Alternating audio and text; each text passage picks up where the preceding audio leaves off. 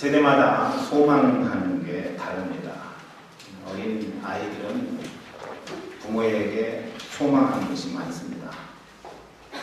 그중에 이제 제일 중요한 거는요, 먹는 거예요, 먹는 거.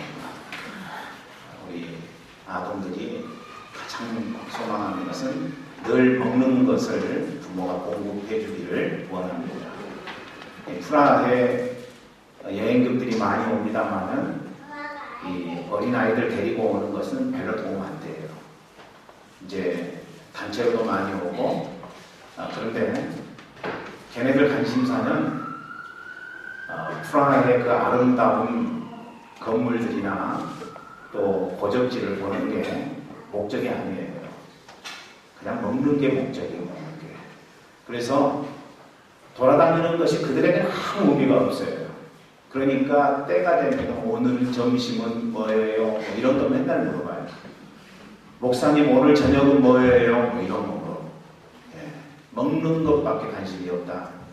그러니까 어린아이들을 많이 경험하게 해야지 하고 데려오는 것은 별로 은혜스럽지 않다.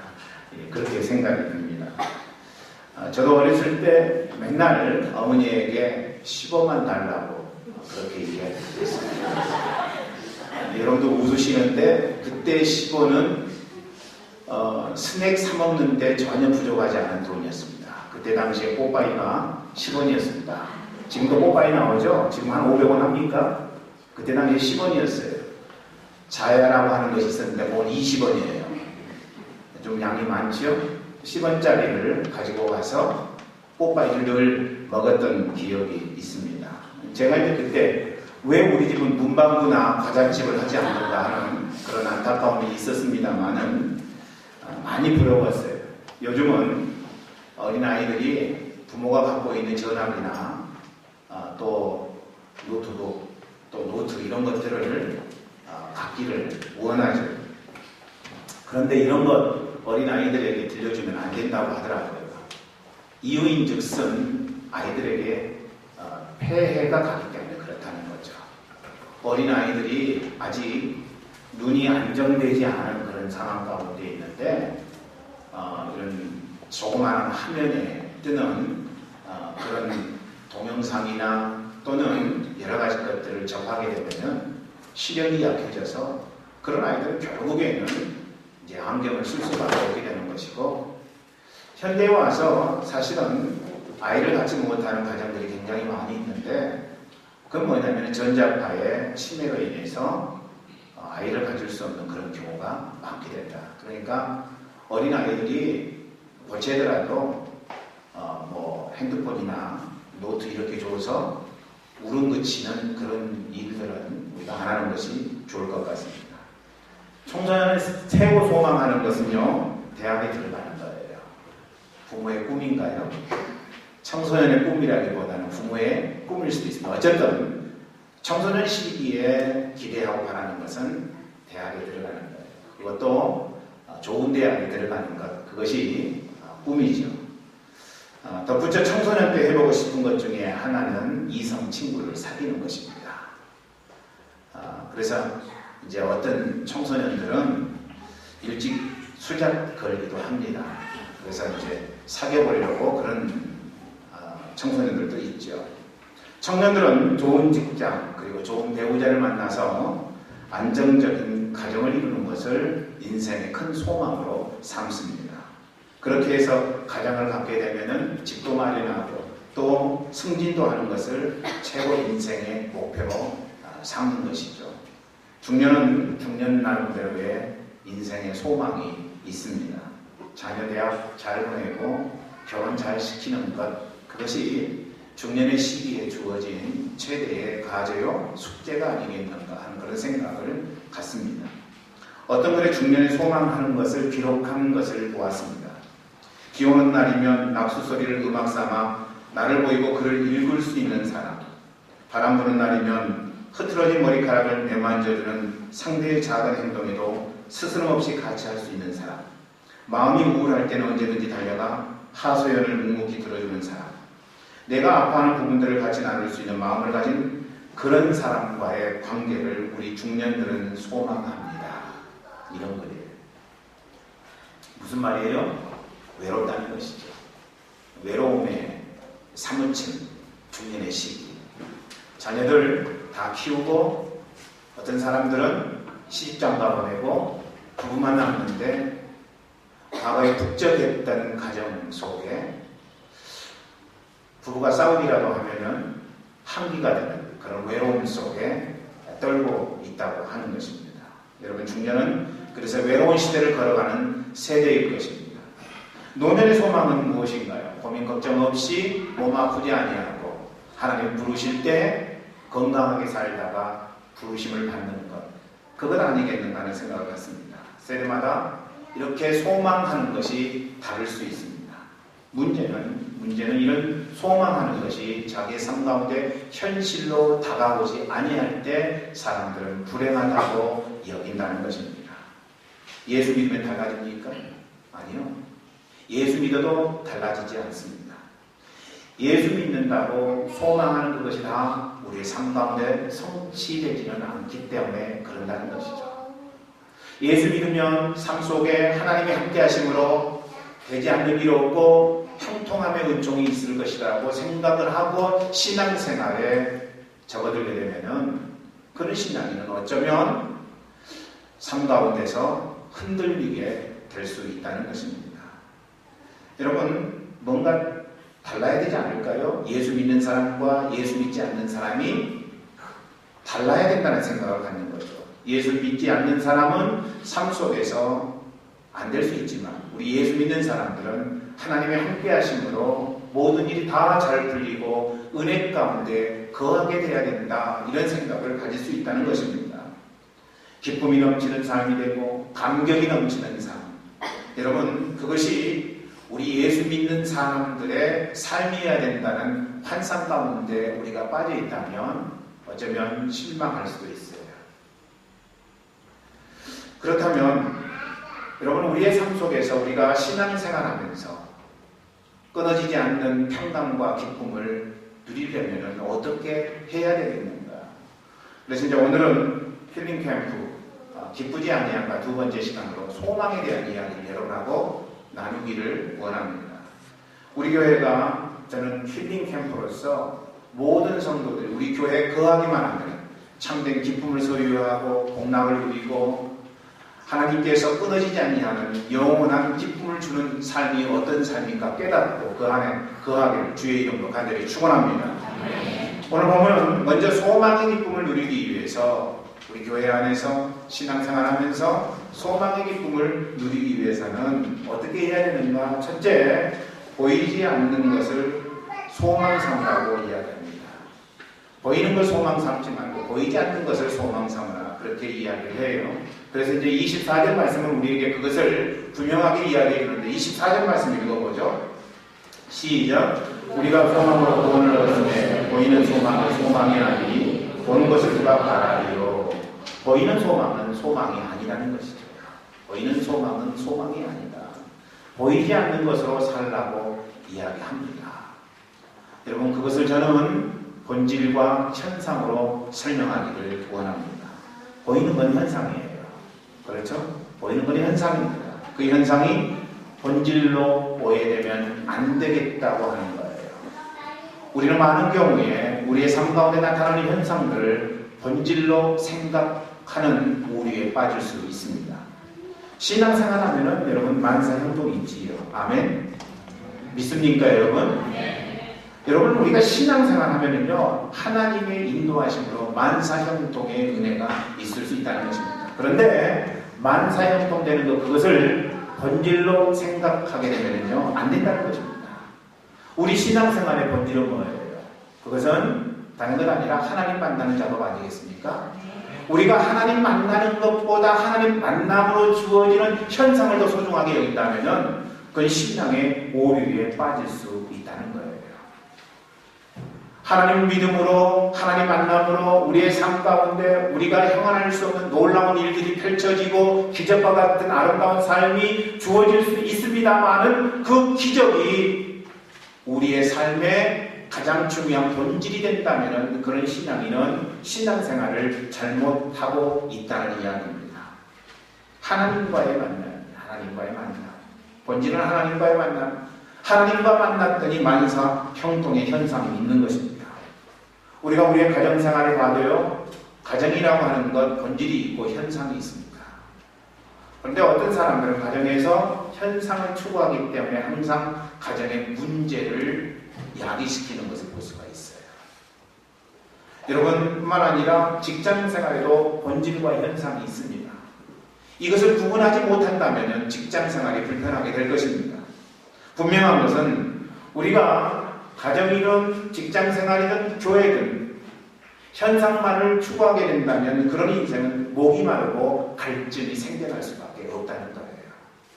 잠시 잠깐 내가 현상을 추구해서 그 현상이 채워짐으로 기뻐할 수 있고 또 즐거울 수 있고 감동할 수 있지만은 그것은 오래가지 못한다는 한계성이 있다는 것입니다. 오래가지 않아요. 23세의 과부가 된 어떤 어머니의 딸로 태어난 여자분이 있었습니다. 죽을 똥살똥 어머니가 노력해서 유학도 보내고, 그래서 이 여자분이 그 어머니의 희생으로 교수가 됩니다. 고등학교 다닐 때 신앙생활을 했지만 그 이후에 교회를 한 번도 나가지 아니했습니다. 하나님을 떠났어요. 그런데 교수가 되고 나서 어머니의 본면으로 오랜만에 교회에 나가게 되었습니다. 그런데 교회에 나가게 됐는데 실망이 너무 컸어요. 교회 한켠에 여자 집사님들이 모여서 어떤 사람의 험담을 하고 있는 모습을 목격하게 됩니다. 뿐만 아닙니다. 장로라고 하는 분이 대학 교수로 있는 자기에게 와서 아들 대학 좀 잘 들어가게 해달라고 청탁하게 됩니다. 또 사무실에서는 고성이 오가면서 목사님과 재직들이 싸우는 모습을 목격하게 됩니다. 너무 화가 난 교수는 어머니 손을 잡고 집으로 가자고 어머니에게 호통을 치게 됩니다. 그때 조용히 하기만 했던 어머니가 단호하게 이야기합니다. 나는 평생 교회 다니면서 예수님만 봤는데 너는 딱 하루 교회 나가 많이도 봤구나. 이 말에 교수는 마음이 무너집니다. 어머니가 생각 없이 무조건 교회에 다닌다고 그렇게 여겼었습니다. 그런데 그렇게 생각했던 어머니가 아니었어요. 어머니 보는 수준과 자기 보는 수준이 달랐습니다. 현상과 본질을 보는 차이였어요. 그 교수는 교회 나와서 현상들을 보았지만 어머니는 결코 현상들을 보지 아니하고 본질을 보았던 것입니다. 본질을 보는 자의 인생 속에는요, 부정적인 현상이 보이지 않습니다. 여러분, 교회 본질은요, 예수님이에요. 믿습니까? 우리가 예수님 만나면 할렐루야. 그리고 그 예수님, 내 인생 가운데 놀라운 진리와 생명으로 이끌어주신 그 예수님에 대해서 내가 다른 성도와 함께 나눌 수 있다면 내가 만난 하나님이 교제하는 성도의 삶 가운데도 동일하게 임하고, 그래서 그 공동체는 하나님의 역사하심이 있는 공동체가 되게 되어 있다는 것입니다. 성도는 뭐예요? 현상일 뿐이에요. 자꾸 성도 보면은요, 안 됩니다. 그래서 교회 생활하면서 본질은 예수님을 보지 아니하고 성도만을 보게 된다면 시험될 일이 굉장히 많아요.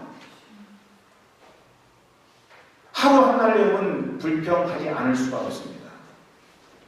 저는 그래서 여러분 가까이 있는 것을 좀 한번 체크해 보기를 원합니다. 자꾸 여러분 눈에 거짓이 보인다면요, 여러분은 거짓 가까이에 있는 거예요. 여러분 스스로가. 교만한 것이 자꾸 보이면은요, 여러분은 교만에 노출되어 있다는 사실입니다. 소매치기 눈에는 소매치기가 가장 잘 보이는 거예요. 형사의 눈에는 형사가 보이는 거예요. 유유상종, 내가 지금 가까이 하고 있는 것이 무엇인가에 근거해서 내 삶 가운데도 그 가까이 하는 것이 나타날 수 있다는 것입니다. 섬기는 성도 옆에 있으면 뭐가 보여요? 성도 섬기는 모습이 보인다는 것입니다. 기도하는 사람 옆에 있으면 기도의 능력이 체험될 것입니다. 여러분, 우리의 삶 가운데 세상 탓하기에 앞서서 우리 자리를 좀 점검해 봐야 되지 않겠는가 하는 생각을 갖습니다. 과연 우리 주님이 우리의 삶 가운데 임하셔서 너는 지금 무엇을 보고 있니? 물으신다면 여러분 뭐라고 대답하시겠습니까?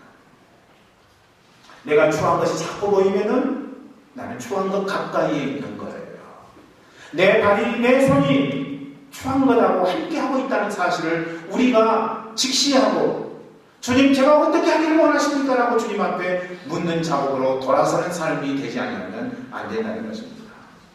여러분 그래서 이제 우리가 현상만을 추구하는 삶이 돼서는 결코 안 된다고 하는 것입니다. 우리는 끊임없이 우리 눈에 보이는 것, 우리 귀에 들리는 것, 우리 손에 잡히는 소망을 추구합니다. 아닙니다. 본문에서 바울이 말하는 소망은 어떤 소망을 이야기하고 있습니까? 꿈은 이루어진다. 그렇게 신념을 가지고 나아가면 된다 하는 그런 신념의 이야기를 이야기하고 있습니까? 자기 확신에 대한 이야기를 하고 있습니까? 로버트 슐러 목사님이 이야기했던 긍정의 마음을 갖고 긍정적으로 생각하면 긍정적 일이 내 삶 가운데 이루어진다.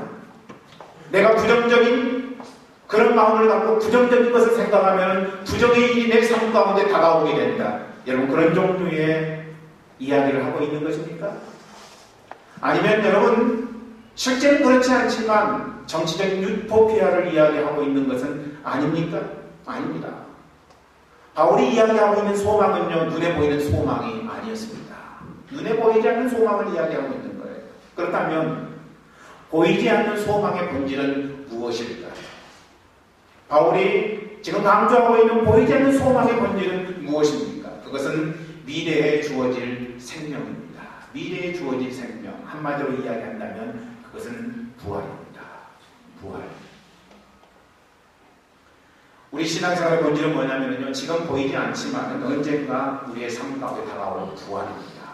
부활이에요. 부활은 부활절에만 말하는 것 아니에요.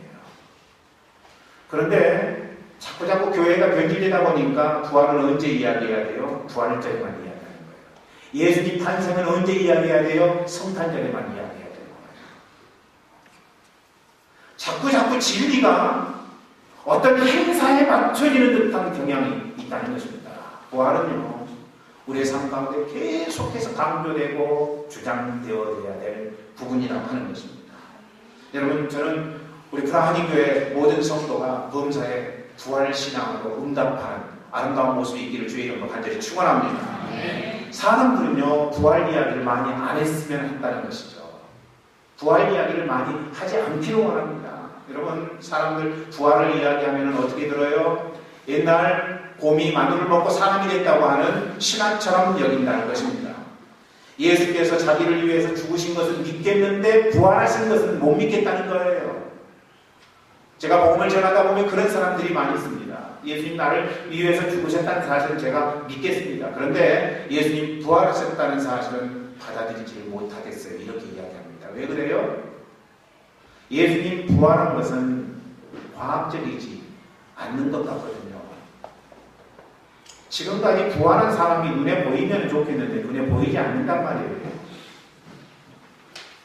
근데 저는 여러분들이 과학적으로 우리의 삶을 풀어나가지 마시기를 주의 이름으로 축원합니다. 과학적으로 풀어나가는 것은 한계에 도달하고 맙니다. 우리가 어떻게 생각해야 돼요? 성경에 나오는 이 모든 것들은 사실이고 진짜라는 사실. 여러분, 진리로 여러분이 받아들여야 된다는 사실. 그런데 우리의 시선을 자꾸 우리 눈에 비추는 것으로만 생각하면 이 성경은 믿어지지 않습니다. 어떻게 해야 돼요? 초자연적으로 하나님의 역사가 임했다고 믿는다면요, 이거 여러분 성경에 기록된 말씀에 하나 안 믿어질 것이 없다는 것입니다.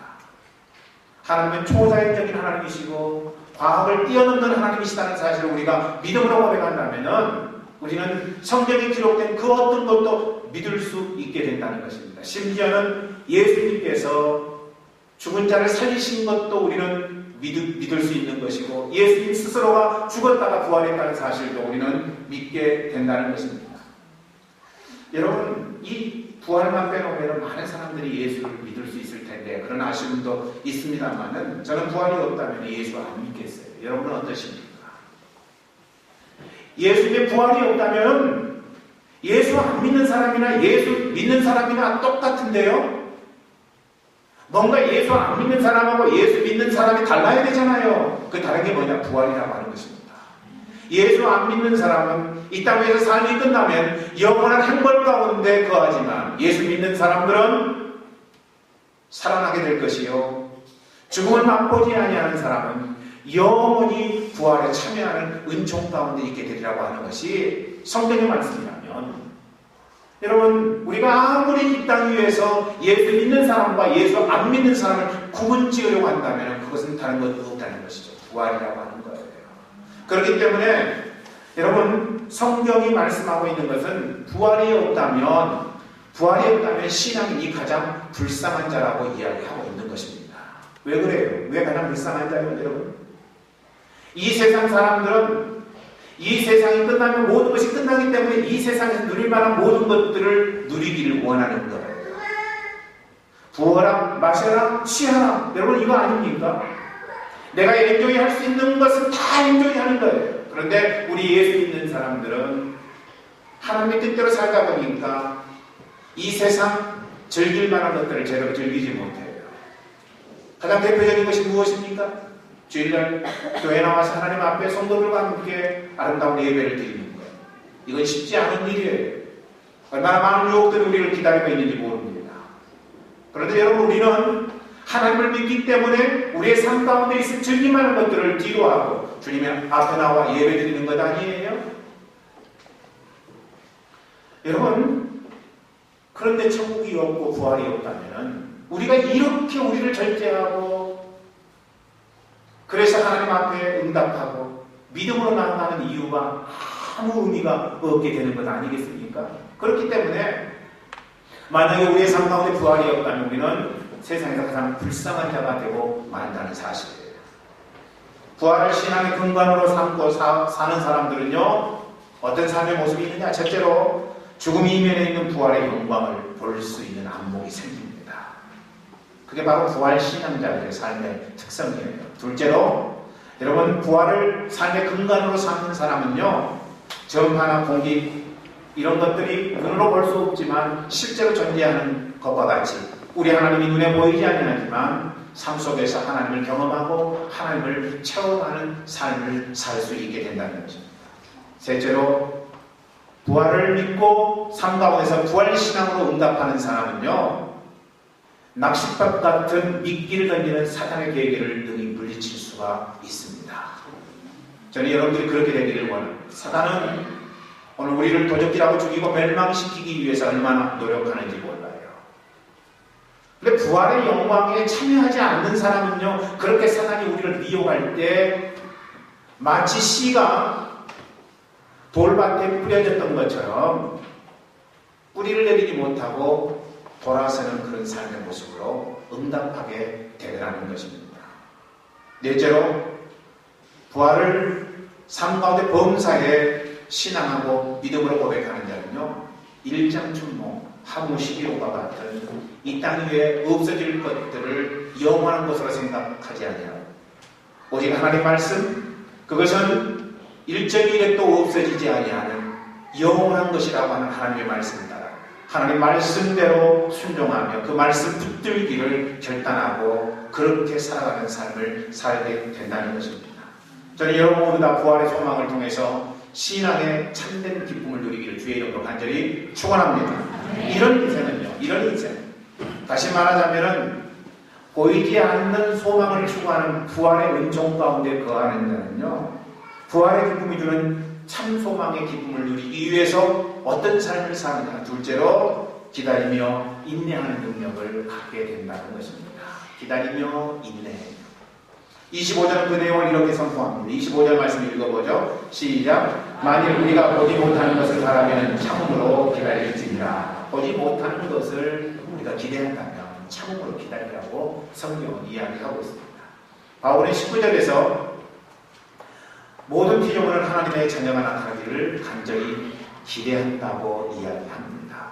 이 세상 말 못하는 동식물들도 하나님의 자녀가 나타나기를 기다린다는 것이죠. 그리고 25절 말씀 보면 우리의 몸이 죽음에 종속된 것으로부터 자유하게 될 날을 고대하고 있다고 이야기합니다. 여기서의 기다림은요, 로또 복권 당첨되는 것과 같은 거 아니에요.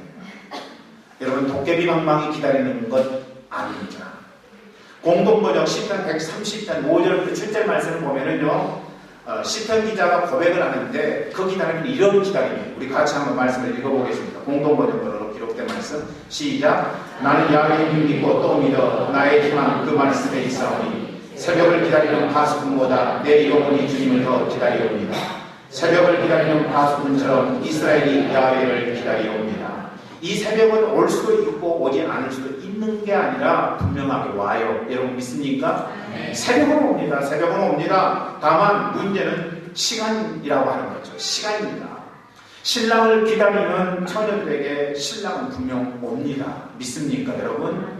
그러니까 10명의 처녀들 가운데 5명은 지혜로운 처녀요, 5명은 어리석은 처녀였지만 10명의 처녀 모두 다 공이 확신하고 있었던 것은 신랑이 분명히 온다는 거였어요. 등기름을 많이 준비하느냐 많이 준비하지 못했느냐의 차이점은 있을지언정 10명의 처녀가 모두 다 신랑은 온다고 분명하게 확신하고 있었다는 것입니다. 여러분, 그렇기 때문에 신랑은 분명히 오기 때문에 다른 측면에서 본다면은 여러분 이미 그것은 이루어진 것입니다. 성경의 말씀도 마찬가지예요. 성경의 말씀도 신랑이 온다고 했다면 오게 되는 것처럼 분명히 올 것이기 때문에 지금 오지 않았다고 해도 그것이 이미 온 것이라고 우리가 이야기하는 것처럼 성경의 말씀이 아직 이루어지지 아니했지만 살아계신 하나님의 말씀이라면 그 말씀은 언젠가는 분명히 이루어지는 말씀이고, 그래서 이 성경의 말씀은 이미 이루어진 말씀이라고 우리는 확신하며 나아갈 수 있게 된다는 것입니다. 여러분, 지금 현재와 미래를 연결시켜주는 키워드는 뭐냐면 기다림이에요. 기다림. 그러니까 기다림이 곧 소망인 거죠. 오늘 여러분 인생 가운데서 기다리는 것들이 많이 있습니다. 기다림으로 올 영광이 우리의 삶 속에는 굉장히 많이 있다는 거죠. 자녀의 축복됨을 기다립니다. 지금 성장하고 있지만 때로는 부족한 모습이지만 그들이 언젠가 축복된 인생을 살 수 있을 것이라고 하는 기다림 속에 우리는 거하고 있습니다. 주님이 당신의 영광을 위해서 우리를 세워주실 것이라고 하는 은총을 우리는 기다립니다. 여러분 그렇습니까? 우리는 그런 은총을 기다리며 살고 있습니다. 가정의 위기가 평강의 은총으로 바뀌는 것을 우리는 기다리고 있어요.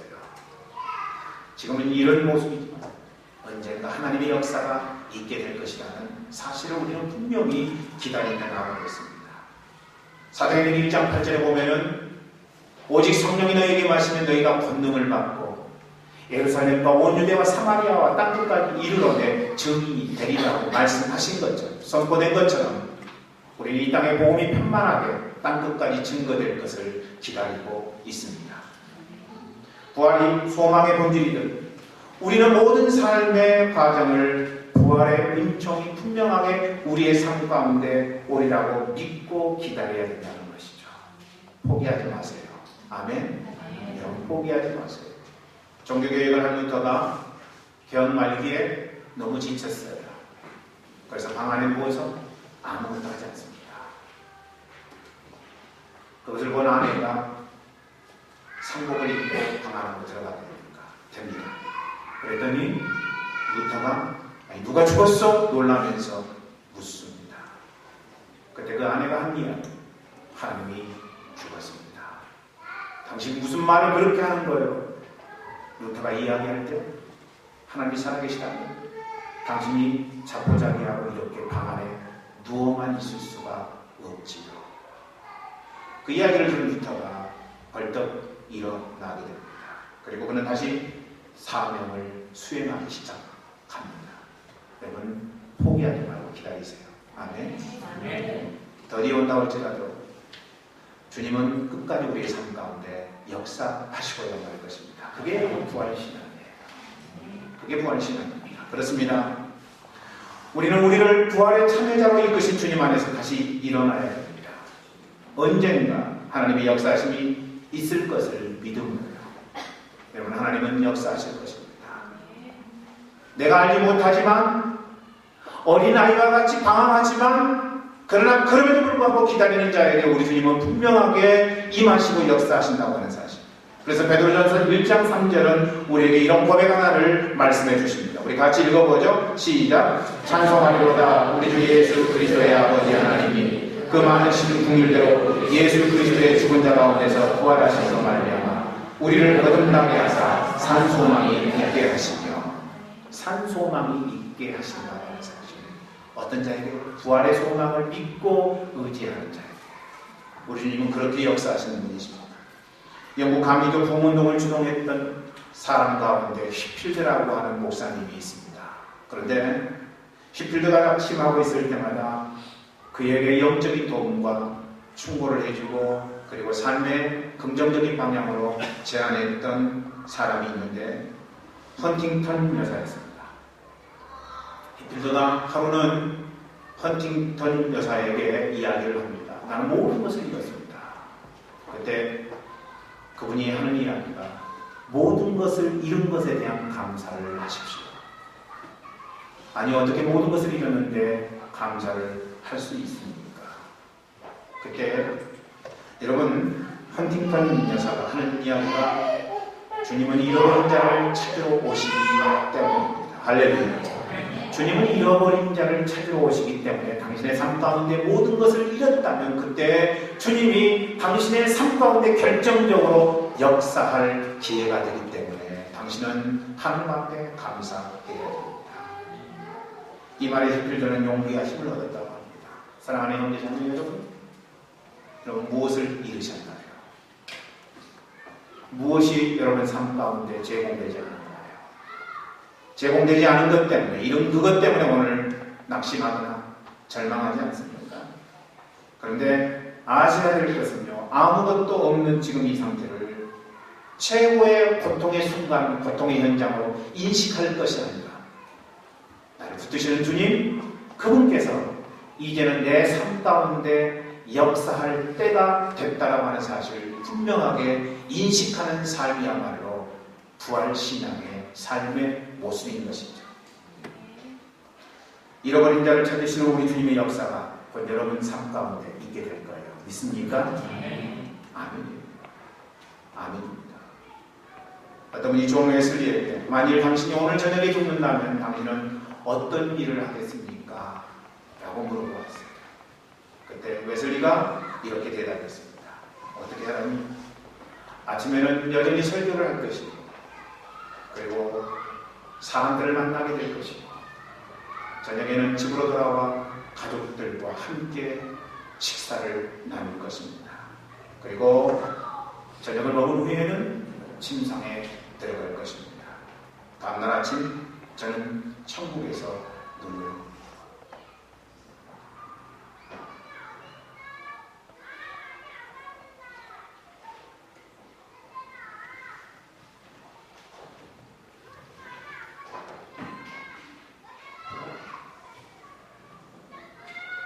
여러분, 이게 부활신앙으로 인생을 살아가는 사람들의 삶의 모습입니다. 오늘의 말씀을 다 전했습니다. 저는 우리 교회가 힐링 캠프가 되기를 원합니다.